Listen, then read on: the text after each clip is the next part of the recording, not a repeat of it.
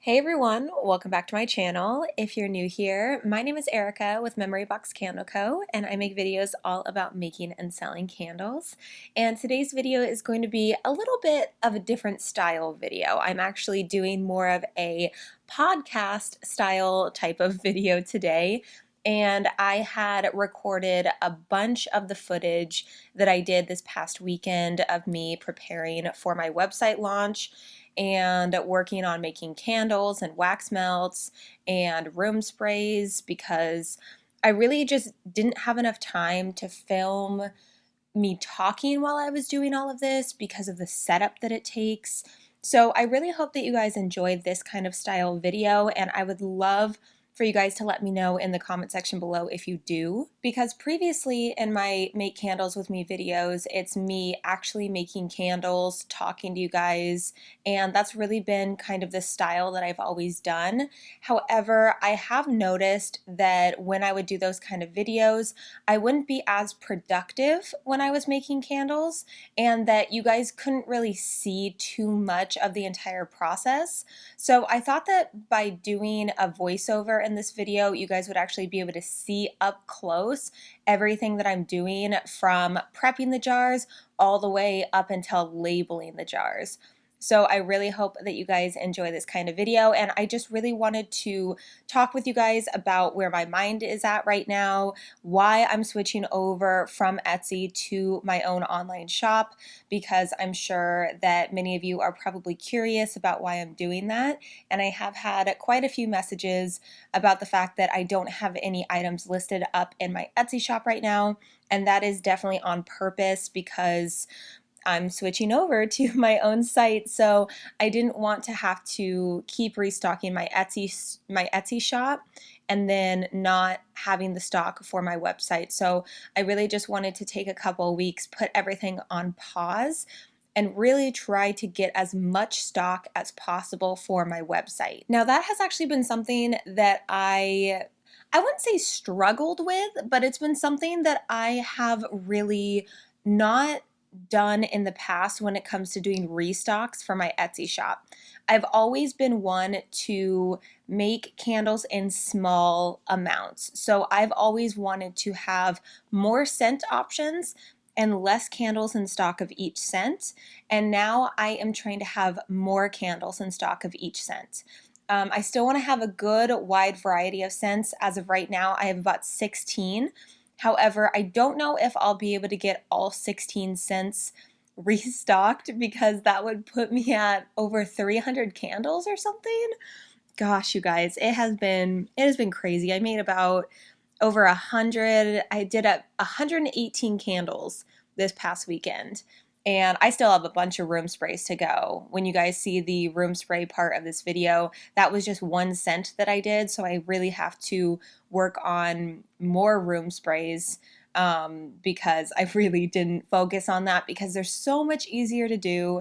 And yes, I got some safety goggles. I got some little glass pipettes.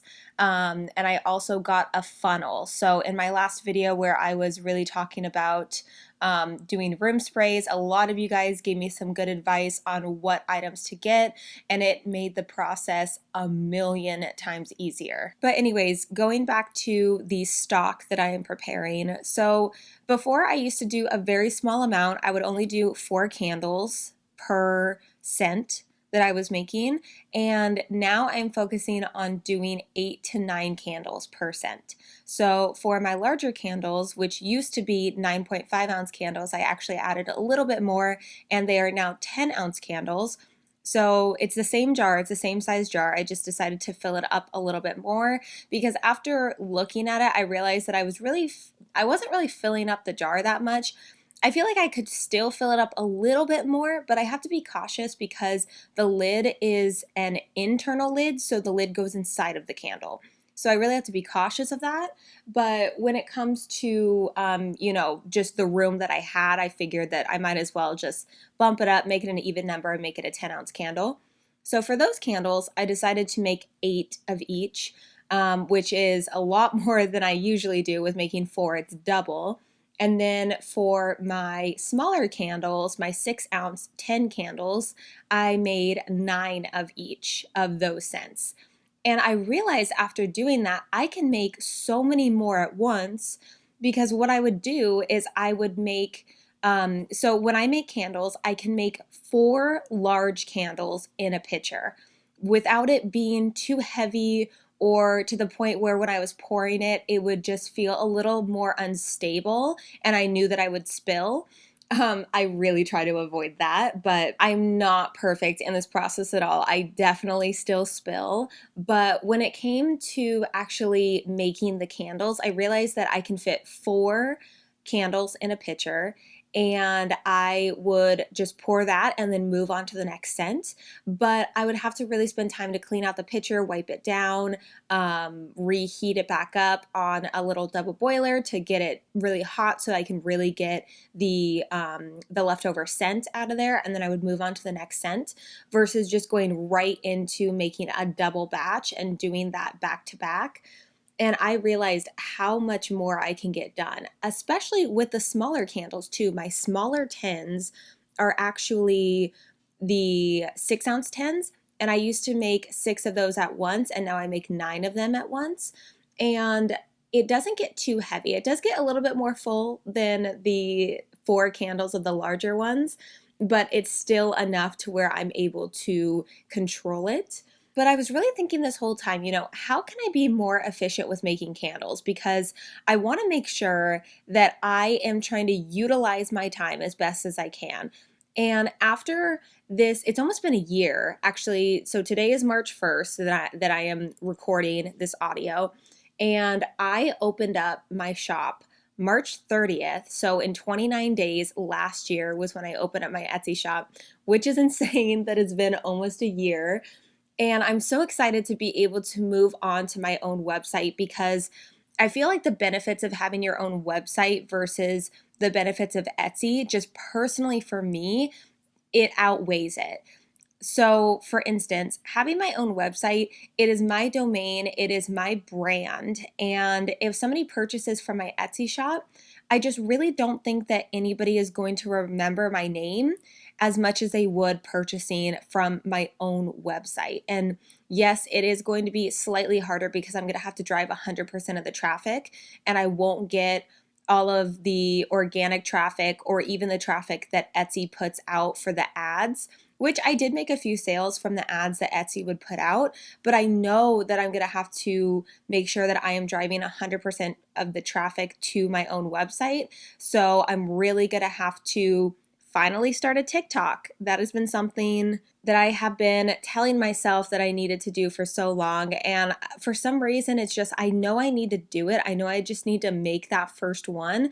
But for some reason, it's just in my head, I keep thinking, but I don't know how it works. I don't know what to do. I don't know what to make my first one of. And I've seen so many candle makers on TikTok just, making candles, and it doesn't have to be this huge production or anything. It's just you filming yourself, scooping wax in there, pouring it out.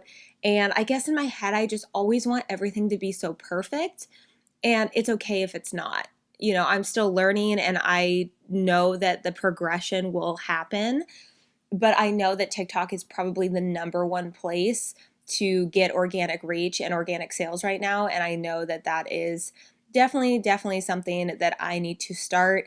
And maybe I'll make a goal, or I'll tell myself, I need to just write it down and tell myself that I need to just sit down, make a TikTok. I probably could have done it while I was filming all of those videos over the weekend. Another thing I was thinking of was, am I able to use horizontal footage? Can I take pre-recorded footage and put it all together? I don't know. I don't know how it works. I gotta just play around with the app. I gotta be honest though, every time I open up the TikTok app, I just get lost in it. Immediately from the first video that pops up, I just get completely lost in it. And I just will end up just swiping through the next one and the next one, when I really just need to be doing research on how to make TikToks. And I end up just getting completely lost in the app. And it's like an hour later and I realize I'm just sitting there looking at like dog TikToks, which is one of the main things that comes up for me. So I know that I can't use the excuse of the fact that I feel old and I don't know what I'm doing on the app, because I learned everything else. Everything I've ever done, I didn't know how to make YouTube videos and I learned. I didn't know how to use Instagram when it first came out, but I learned. There's so many things that will come out, and if you're a millennial or older, sometimes it feels like we're not young anymore, in the sense of just whenever stuff comes out, it's so weird. It's like you feel like it's a completely different world of like the younger generation knowing exactly what to do, but they learned too. And sometimes it just, the longer you spend on it, the more you can really understand what's going on. But anyways, enough on that tangent about TikTok. I really recommend for anybody to start a TikTok, YouTube channel, anything to really try to get your brand name out there. Because if you are thinking about moving to your own website as well, it's gonna take a lot of work and a lot of time trying to get your name and your brand out there.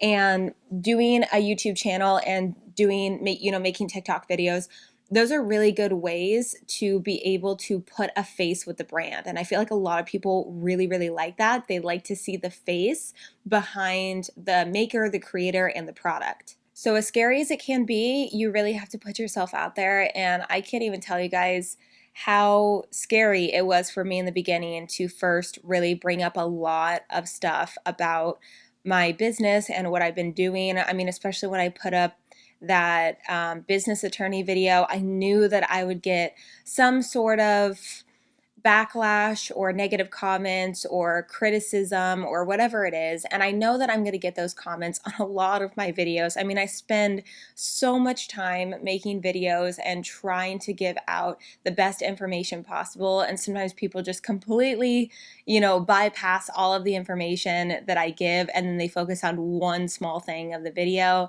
And, it is what it is. People are going to do that. So I understand being nervous or shy or introverted or whatever it is. Trust me, you guys, there are times where I just seriously want to just hide away and not talk to anybody, not answer any questions, not, make any videos, not record. I understand all that. I mean, trying to run my YouTube channel and my business at the same time is very difficult, but I love it. It's amazing. I mean, I love being busy and I love the challenge, but it is a challenge. So it's a lot of work that you have to put into it, but it's seriously so worth it. And knowing that I am going to be opening up my own website where I get to have full creative expression of it. I mean, it really just kind of takes me back to MySpace days, where I was able to really create my own MySpace page. And I love that during that time. And now I get to design my website with my own handmade items that I've made. And I've made the item and I've taken the photos, and I'm so excited to be able to put that out there and organize it and try to make it as user-friendly as possible. For those of you that don't know, I did choose to use Shopify as my web hosting platform. And a lot of that is just because I know that, one, Shopify is really good, and two, I'm familiar with it because I used to have Shopify stores before in the past. None of them ever did well, by the way, because I wasn't chasing my passion and my dream. I was just trying to chase money and just trying to make a store. But now it's like I'm putting my whole heart into it, and I really want it to be perfect. And it's okay if it's not, though. And I have to be okay with that. But I'm trying to do the best I can and trying to have, my photos up and trying to make it user friendly and trying to make sure all the links go where all the links need to go. I'll probably make some videos in the upcoming weeks and or months about Shopify and how to set up a store and, just kind of the rundown, because I feel like that's a very daunting task for a lot of people, because I mean, designing a website, it just sounds so insanely difficult. But honestly, Shopify does make it really easy. It's more just like it has the basic layout and you can just add photos, and like you do have to kind of figure out the back end on how to set up the links, how to set up the shipping. So definitely videos like that I can make if that would help you guys out, because I really do like Shopify. I really, really do. I mean, it's pretty affordable and it makes it really easy to, once you understand the basics of how to do everything, it is pretty simple. So for the rest of the week, because today is March 1st, and in my head, I'm thinking a week from today, I'll be able to open up my shop, but it all depends on the legal stuff. I'm having my attorney write for me because I need to put that on my website. So it will kind of determine based on that and when he gets that written out. But I'm hoping I'll be able to open up shop a week from today. So what is that? March 7th, I believe. I believe I'm doing the math correctly. Oh, no, it's 8th, March 8th. So I'm hoping I'll be able to open up on March 8th, but it'll all just depend. I know that for me, it's been kind of a long time coming because I got my Shopify subscription months ago. I've already spent probably close to $200 just on the subscription without even using it yet. But I've really kind of gone through periods of time where I've been really, really inspired to work on it, and I'll work on it for a couple days straight, and then I'll kind of get inspired to do something else and I'll jump onto the next thing. And that kind of goes back to, I've made videos like this before in the past where I talk about how my motivation changes and what I feel like doing in the moment changes. So sometimes I'm really, really motivated to work on my label designs and that's all I want to do, and I don't want to make candles. And other times I'm really excited to make candles and I don't want to, work on inventory stuff or whatever it is. Speaking of which, I really want to make an inventory video soon because I think I finally got the hang of how to do inventory. I had a fellow candle maker reach out on a software that her and her boyfriend had made. They had designed and made a inventory system thing for like makers, like candle makers and stuff like that. So I'm really trying to get the hang of it. And if it ends up really working for me, I'll definitely make a video on that so that you guys, can check it out and stuff. But that has been the hardest thing of just, figuring out inventory, figuring out how much to order, when to order. I have so many people asking me, how do you stay organized? How do you know when to order things and how much to order? And guys, I am learning all of this right alongside you. I do not know all of this. Like, all of this is so new to me, but it's very, very interesting, and it's kind of, it's so exciting to have to learn through it. And it sounds so crazy, but because there is no right way to do something, and you really, once you are doing it yourself and you think to yourself, gosh, everybody else really has this under control. Like, everybody else knows exactly what they're doing. They know when to order. Like, you just imagine everybody else with like these super organized like things on exactly what they need to do, and it's perfect every time.